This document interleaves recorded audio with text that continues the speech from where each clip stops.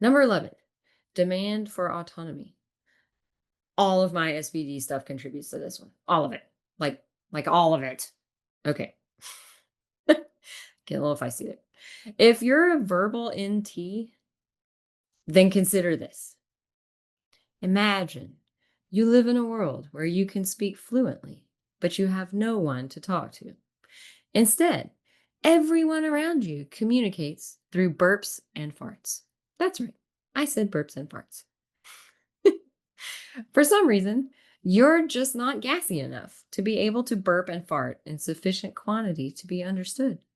So you're constantly drinking carbonated beverages and eating greasy and spicy foods so that you can produce more gas.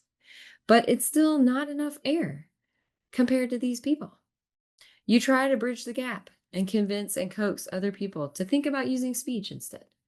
But when you speak or ask them to speak more, you're ostracized because that's just not how we do things here. So you're shredding up your GI tract, you're exhausted, and it seems incredibly inefficient to you to burp and fart out messages instead of just saying them. I think you get the idea. There's going to come a point where you're tired of hurting yourself in order to be understood and to fulfill your need for a healthy GI tract. You're going to be frustrated with the demands from everyone around you to communicate in the most difficult and inefficient way possible to your mind. You know, you might just have enough at some point and be ready to demand that those closest to you try to learn to talk, or at the very least, stop trying to get you to continually burp and fart. Do you get what I'm saying? Now, I'm not talking about pathological demand avoidance here. I don't know anything about that, and I don't have that.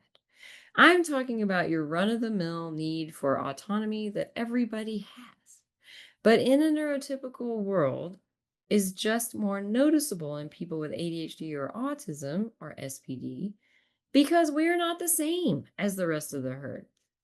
I have to say, in all honesty, that from this side of things, it seems to me that's what's really going on with this demand for autonomy is an insistence that people around someone with SPD, ADHD, or autism interact with them in the way that's good for them, at least sometimes. These demands for autonomy are frequently just flatly dismissed, and that sometimes results in retreat or entrenchment just to get some sanity and respect. The same way that it would for a verbal communicator in a land of burp and fart communicators. So I ask myself, who are the people being demanding?